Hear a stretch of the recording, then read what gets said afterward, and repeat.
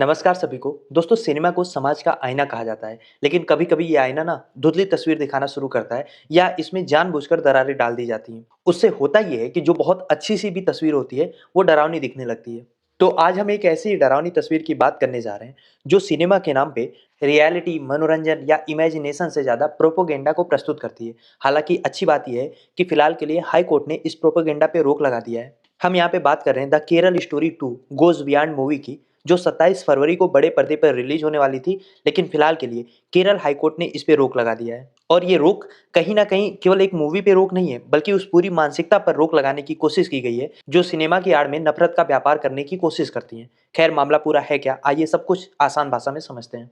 तो Kerala high court के justice बेचू कुरियन थॉमस ने इस मामले की सुनवाई करते हुए, इनफैक्ट इसकी गंभीरता को समझते हुए जो टिप्पणियां की हैं, वो किसी भी स्वस्थ लोकतंत्र के लिए एक सबक होना चाहिए। अदालत ने साफ तौर पे कहा है कि प्रथम दृष्टया ऐसा लगता है कि सेंसर बोर्ड ने इस फिल्म को सर्टिफिकेट देते समय अपना दिमाग ही नहीं लगाया है। कोर्ट का बड़ा तर्क ये है कि केरल एक ऐसा प्रदेश है जो अपनी धार्मिक विविधता और सामाजिक समरसता के लिए पूरी दुनिया में जाना जाता है। लेकिन इस फिल्म ने जिस तरीके से केरल नाम का इस्तेमाल करके पूरे राज्य को आतंकवाद और जबरन धर्मांतरण का केंद्र दिखाया है, वो न केवल भ्रामक है, बल्कि खतरनाक भी है।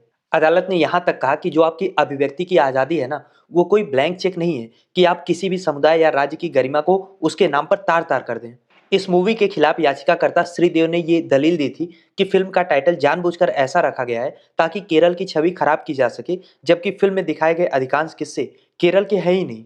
और ये जो बात याचिकाकर्ता कह रहे हैं, इसकी पुष्टि खुद ब खुद जो फिल्म के प्रोड्यूसर और डायरेक्टर हैं, उन्होंने कर दिया है। दरअसल हुआ ये कि इस फिल्म का प्रमोशन दिल्ली में किया जा रहा था, जहाँ पे फिल्म के प्रोड्यूसर विपुल अमृतलाल शाह और निर्देशक कामाख्या नारायण मौजूद थी। फिल्म को और ज़्यादा हाइप देने के लिए इन्होंने दिल्ली के उस इवेंट में 33 ऐसी महिलाओं को मीडिया के सामने पेश किया, जिन्हें उन्होंने लव जिहाद का शिकार बताया। लेकिन जैसे ही पत्रकारों ने सवाल पूछना शुरू किया, प्रोड्यूसर और डायरेक्टर के दावे से लेकर पूरी फिल्म की ही हवा निकल गई, क्योंकि उन 33 महिलाओं में से एक भी केरल की थी ही नहीं। यानी कि मूवी का नाम है द केरल स्टोरी, और ये केरल स्टोरी 2 है। ऑब्वियसली केरल स्टोरी 1 में ठीक-ठाक प्रोपेगेंडा फैला दिया गया था। लेकिन जो पीड़ित महिलाएँ स्टेज पे लाई जा रही हैं, वो या तो राजस्थान की हैं, मध्य प्रदेश की हैं, कहीं और राज्य की हैं, केरल की एक भी नहीं है। और जब निर्देशक से इस कॉन्ट्राडिक्शन पर सवाल पूछा गया, तो वो इधर-उधर देखने लगे। तो पॉइंट ये है कि एक तरीके का दरअसल ये पैटर्न बन चुका है, जहाँ पे सच्ची घटनाओं के नाम पर, सच्ची घटनाओं के आधार पर भावनाएँ भड़काई जाती हैं, लेकिन जब बात सबूतों की आती है, तो सारा का सारा आधार ही गायब हो जाता है। और ये केवल एक संयोग नहीं है कि चुनाव से ठीक पहले ऐसी फाइल्स की कतार लग जाती है।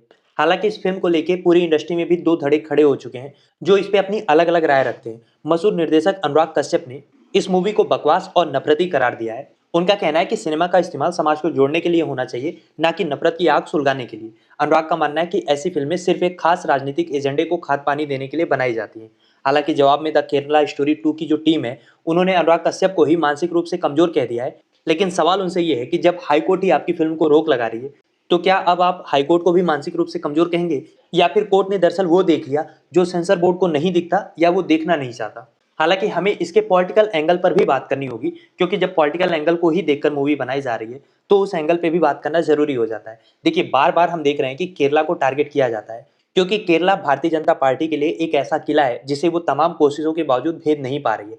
और केरल अपने आप में बहुत ही डेवलप राज्य है। वहाँ पे 100% के करीब साक्षरता है, स्वास्थ्य व्यवस्था और जो सोशल सिक्योरिटी सिस्टम है, वो दुनिया के बेहतरीन मॉडलों में गिना जाता है। इसीलिए इस मानसिकता की जो मूवी बना रहे हैं, या जिसका भी प्रोपेगेंडा ये लोग चला रहे हैं, क्या उनकी दुखती रग यही है कि यहाँ पे केरल में सांप्रदायिक राजनीति काम नहीं कर रही है? केरल में मुकाबला हमेशा कम्युनिस्ट और कांग्रेस के बीच रहता है। बीजेपी यहाँ पे खड़ी भी नज़र नहीं आती, और शायद इसीलिए इन फ़िल्मों के ज़रिए एक नैरेटिव बनाने की कोशिश की जा रही है, जिससे डर और भय के माहौल को पैदा किया जाए और एक पॉलिटिकल पार्टी के लिए ज़मीन तैयार की जाए। हालाँकि ऐसी ज़मीन तैयार करना बहुत मुश्किल होता है, क्योंकि जब जहाँ पे शिक्षा हो, जहाँ पे अच्छा स्वास्थ्य सिस्टम हो, व्यवस्था अच्छी हो, वहाँ पे आप इतनी जल्दी पेनिट्रेट नहीं कर पाते हैं। उसके लिए सबसे प्रभावी चीज़, जो सबसे ज़्यादा ज़रूरी होता है पहले, वो होता है अशिक्षा का होना, जो कि केरल में मिलता नहीं है। तो केरल स्टोरी का जो मुख्य मुद्दा है, शायद आपको पता भी होगा, वो लव जिहाद पे रिलेटेड है, उस पे बेस्ड है। लेकिन इस थ्योरी को जो सालों से हवा दी जा रही है, जब इसके बारे में सरकार से आधिकारिक तौर पे आप कुछ माँगेंगे, तो ऐसा कोई रिकॉर्ड ही नहीं है। यानी कि जैसे जिस तर्ज पे बीजेपी कई राज्यों में चुनाव घुसपैठियों के नाम पे लड़ रही है, लेकिन कितने घुसपैठियों को निकाला गया, उनकी ऑफिशियल संख्या क्या है, ये बीजेपी कभी नहीं बताती। क्योंकि आंकड़े जब आप देना शुरू करेंगे, तो आपका असली चेहरा सामने आना शुरू हो जाएगा। तो इस चक्कर में ना पड़ के बस नैरेटिव सेट किया जाता है। अगर जिसको लव जिहाद का नाम दिया जा रहा है, वहाँ पे अगर लड़का हिंदू है, लड़की मुस्लिम है, तो फिर उसको जिहाद नहीं कहते हैं। जिहाद केवल एक पक्ष के लिए लागू किया जाता है। और अल्टीमेटली इससे होता क्या है कि बस एक राजनीतिक जो फ़ायदा है, जिस पार्टी को मिलना है, आप समझ रहे हैं, वो मिल जाता है। क्योंकि इससे जो डर, भय और नफ़रत का माहौल बनेगा, वो किसी एक पार्टी को बहुत ज़्यादा सूट करता है। फिर चाहे वो मूवी के बहाने लाया जाए या किसी और ज़रिए से लाया जाए। हालाँकि अगर केरल स्टोरी या the Kashmir file, the Udaipur file जैसी जो मूवियाँ बनाने वाले बहादुर डायरेक्टर और प्रोड्यूसर हैं, उनके सामने एक बहुत अच्छी फाइल आई हुई है। अच्छी तो नहीं कहेंगे, लेकिन स्टोरी वाइज़ अगर उन्हें बनाने का बड़ा शौक है, तो उन्हें एप्स्टीन फाइल पे भी मूवी बनानी चाहिए। अब देखना ये है कि इसकी हिम्मत वो कब कर पाते हैं। और इसमें जैसे केरल स्टोरी 2 ला रहे हैं, उसमें एप्स्टीन फाइल 1, 2, 3 इतना ला सकते हैं कि इनका करियर खत्म हो सकता है, लेकिन मूवियों की जो स्टोरी है वो खत्म नहीं होगा। रीज़न क्या है कि 30-35 लाख से ज़्यादा वहाँ पे पन्ने हैं और अभी जाने कितने मंत्रियों के नाम उसमें छिपे हैं। केवल अभी हरदीप सिंह पुरी का नाम सामने आया है, उनका ईमेल का ज़िक्र हुआ है, लेकिन अभी भी बहुत सारे पेजेस हैं जिनका खुलना बाकी है। तो मूवी इस पे भी बनाई जा सकती है, लेकिन आपको इस पे मूवी बनती नहीं दिखेगी। खास तौर पे ये जो डायरेक्टर और प्रोड्यूसर हैं, जो सच्ची घटनाओं पे आधारित मूवियाँ बनाने के लिए काफ़ी प्रेरित नज़र आ रहे हैं। भले ही उन घटनाओं का आधार या जो विक्टिम ये लोग लेकर आ रहे हैं, वो उस राज्य से हो ही ना, तो ये लोग एप्स्टीन फाइल पे कब मूवी बनाएँगे, ये देखना होगा। हालाँकि वापस हम आते हैं केरल हाई कोर्ट पे, जिन्होंने सेंसर बोर्ड की भूमिका पर भी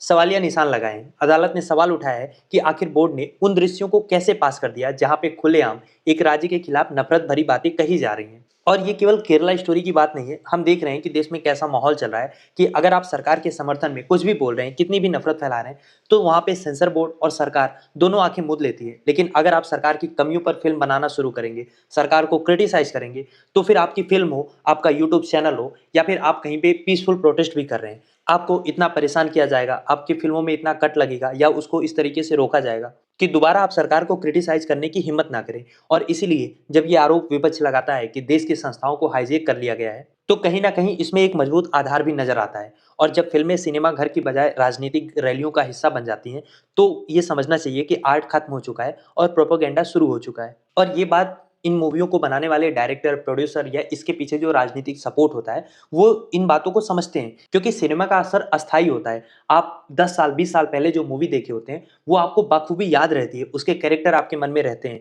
और जब द केरला स्टोरी जैसी मूवी बार-बार आपको दिखाई जाती है, तो दरअसल आपके मन में एक इनडायरेक्टली छवि गढ़ी जाती है, जिसको मिटाना बहुत मुश्किल होता है। और जब ऐसी फ़िल्में बार-बार आपके सामने आती हैं, तो वो एक आम नागरिक के मन में अपने ही पड़ोसी के प्रति शक का बीज बो देती हैं। इसीलिए धर्म और समुदाय के नाम पे जो बाँटने वाली फ़िल्में हैं और ख़ास तौर पे जो सच्ची घटना पे आधारित होने का केवल नाम यूज़ करती हैं, ऐसा होता नहीं है। इन पे रोक लगाना ज़रूरी होता है, नहीं तो ये हमारे समाज में एक ऐसा ज़हर घोलती हैं कि हम हर रिश्ते को फाइल्स के चश्मे से देखना शुरू कर देते हैं। खैर, फिलहाल न्यायपालिका ने अपनी ज़िम्मेदारी बखूबी निभाई है और हाई कोर्ट का ये स्टे दरअसल हमें सोचने का एक मौका भी देता है कि सिनेमा को नफ़रत का औज़ार हमें नहीं बनने देना चाहिए। और ये ध्यान रखना चाहिए कि फ़िल्में समाज को आईना दिखाने के लिए होती हैं, उसमें आग लगाने के लिए नहीं होती हैं। खैर, आप क्या सोचते हैं इस टॉपिक को लेके और आपको क्या लगता है, इस तरीके की मूवियों पे स्टे लगाना ज़रूरी है या आपको लगता है कि अभिव्यक्ति की आज़ादी के आधार पे ऐसी मूवियों को भी रिलीज़ होने देना चाहिए? क्या राय है आपकी? लिखिए उसको कमेंट बॉक्स में। और अगर अभी तक आपने चैनल को सब्सक्राइब नहीं किया, तो प्लीज़ चैनल को सब्सक्राइब करिए, ताकि ऐसी और भी वीडियोज़ हम आपके लिए ला पाएँ।